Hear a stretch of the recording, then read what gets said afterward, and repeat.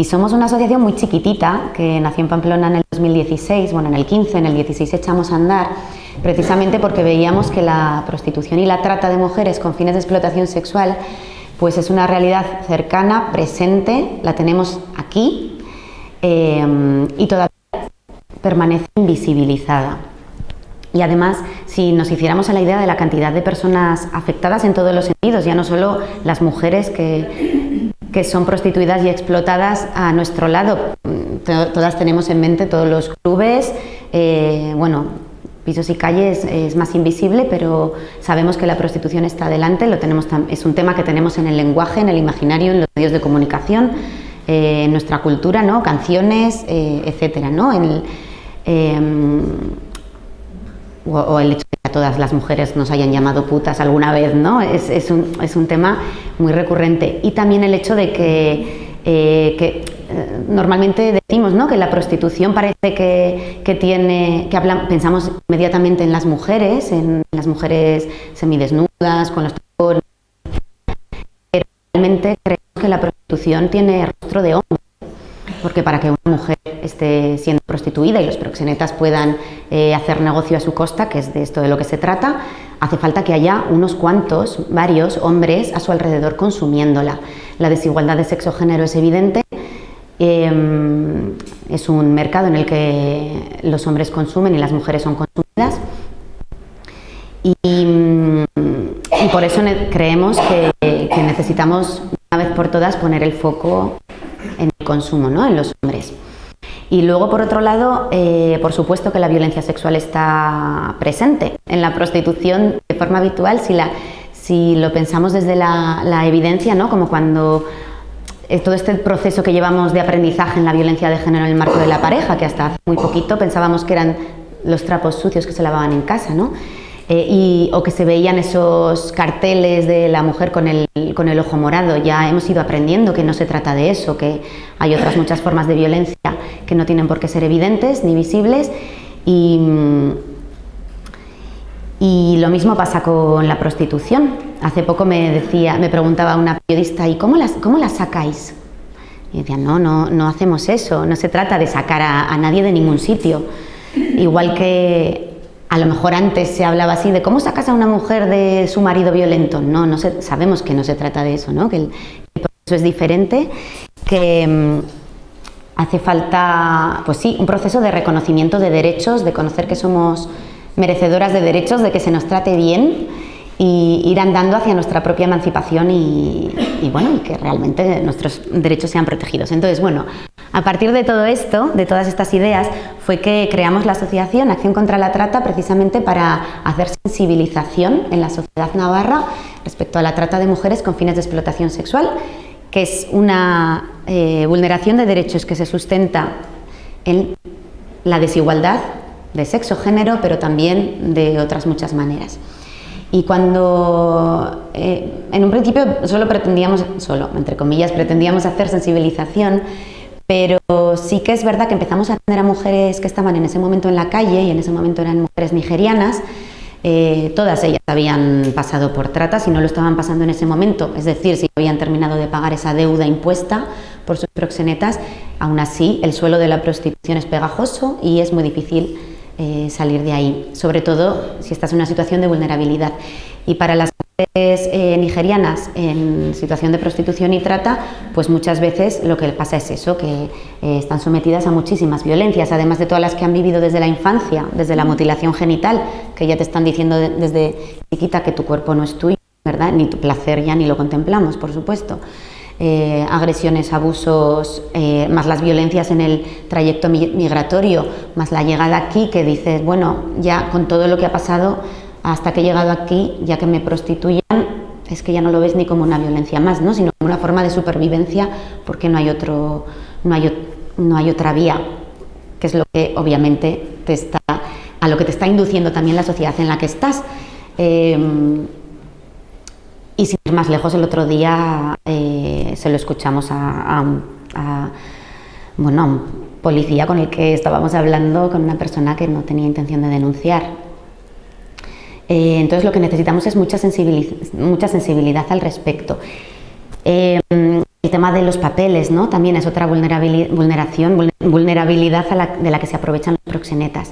Bueno, entonces con todo esto lo que empezamos a conocer mejor a las mujeres que estaban en la calle y a escuchar, sobre todo a escuchar esas vivencias, no lo sé, proyectos de vida, problemas, lo que fuera.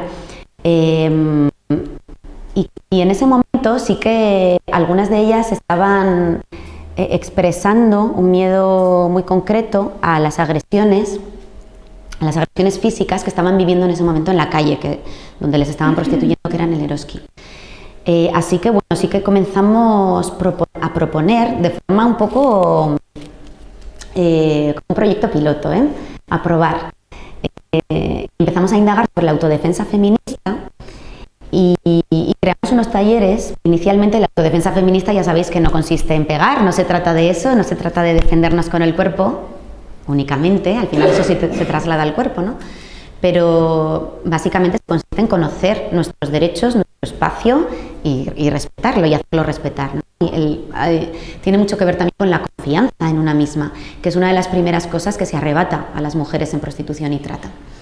Así que empezamos a crear esos talleres de autodefensa feminista donde invitábamos a las mujeres que estábamos conociendo, invitamos también a otras mujeres que estaban siendo atendidas por otras entidades y bueno, a partir de ese funcionó muy bien el hecho de poder hablar, de poder compartir en un espacio seguro, de sentir que no eres la única, que lo que te ha pasado a ti también le está pasando a otras mujeres y es retomando lo que ha comentado Isabel anteriormente, continuamente, ¿no? El recuperarnos de ese lugar a donde nos aísla el patriarcado, ¿no? Donde nos hace sentir solas, donde parece que la violencia que hemos vivido es culpa nuestra, algo habré hecho y además nadie me va a entender. Bueno, pues intentar salir de ahí para crear un espacio seguro entre hermanas de no juicio y de esperanza también, que tendiendo redes entre nosotras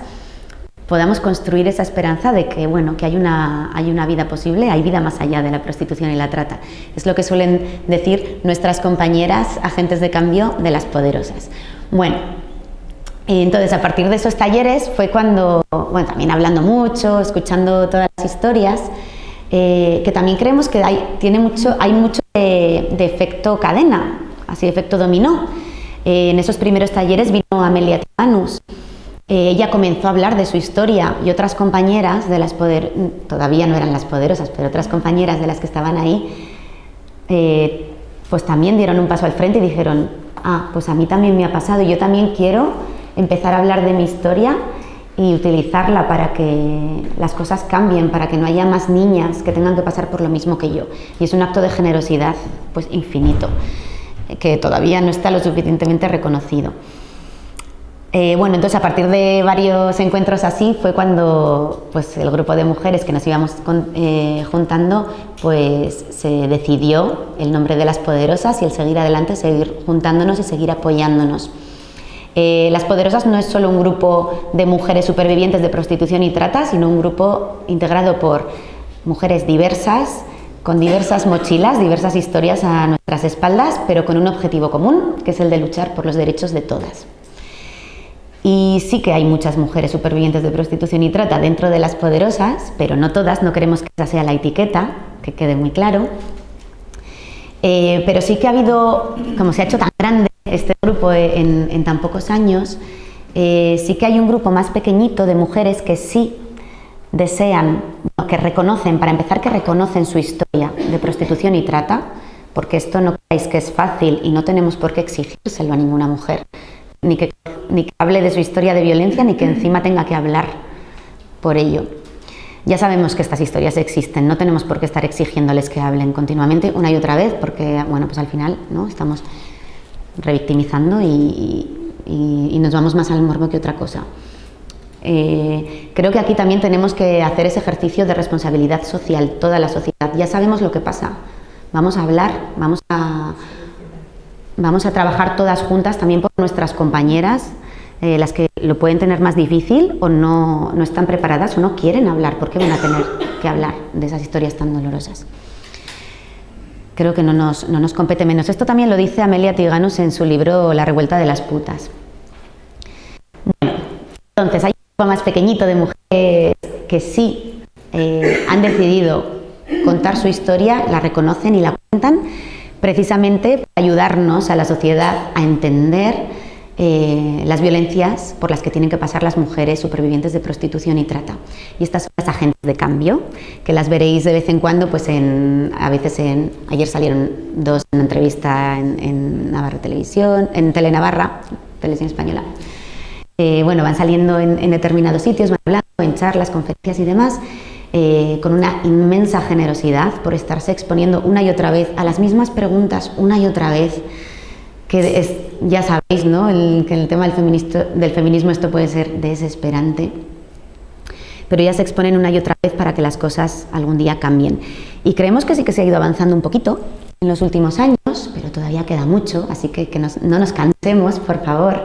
Estos encuentros ayudan también a seguir manteniendo el ímpetu.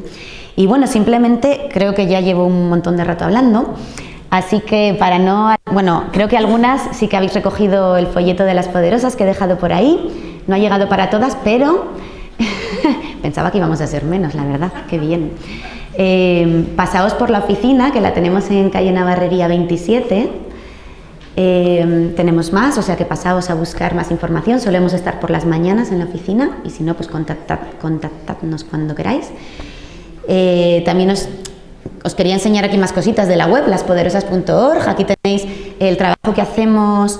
Trabajamos mucho a través del arte, de sacar las capacidades y el deseo de contar las cosas, y también en positivo, porque necesitamos un poquito de alegría también, ¿no?, en la vida para salir adelante, y sobre todo para demostrarnos la fuerza que tenemos y que nos hace falta, la verdad, porque este mundo puede ser muy cansado. Así que nada, os animo a que lo miréis vosotras mismas. ¡Ay, el disco libro, cierto! Bueno, entonces sí, una de las cositas que hemos hecho y que ha tenido, la verdad, que un papel fundamental en este trabajo ha sido este libro. Lo llamamos disco libro, aunque en realidad es USB libro, porque hubo varias mujeres que dijeron: yo quiero contar mi historia, quiero que se sepa. Hay un par que lo hacen de forma anónima, bueno, hay algunas que también cuentan otras cosas, pero fue fundamental el hecho de animarse a contar la historia para sensibilizar. Es un salir del armario, ¿no? y también darnos la mano, no avergonzarse, al revés. Las mujeres que antes tenían miedo de salir a la calle porque no tenían papeles y tenían ese miedo metido en el cuerpo, ahora suben a los escenarios y hacemos pues actuaciones con las canciones que hemos hecho también con estas historias, y la gente viene a pedirles autógrafos y les aplaude y admira, ¿no? Entonces ahora se va trasladando, convirtiendo esa situación de miedo, vergüenza, en orgullo y supervivencia, ¿no? Y admiración. Así que es ese paso de salir adelante, de reconocer la fuerza que tenemos, que la verdad es que sí. Y esto, junto con esas actuaciones, nos está permitiendo que haya otras mujeres que vean el ejemplo, lo que os decía, el efecto dominó, que hay otras mujeres que se van convirtiendo en referentes unas de otras y se atreven también y se animan, se ven reconocidas en sus historias de violencia y se animan a contar sus propias historias. Otras mujeres incluso han dado el paso de denunciar. Ya sabéis lo difícil que es denunciar. En la trata es que es algo casi imposible. Es muy difícil que una mujer llegue a denunciar su situación de trata. Y fijaos que en la prostitución, la violencia sexual que se da ya de por sí, pero es que además la que sería todavía más evidente, ¿no?, es el pan de cada día. La de mujeres que podrían estar denunciando la violencia sexual que sufren cada día, pero todavía no se sienten conocedoras de sus derechos. Bueno, tenemos que ir dando esos pasos. El caso, mujeres que se han atrevido a ir bueno, primero reconociendo la situación de violencias, después sentirse acompañadas y después denunciar. Después viene ese reconocimiento de derechos. Está mostrándole a otras mujeres ese camino que sí puede valer la pena, o la alegría.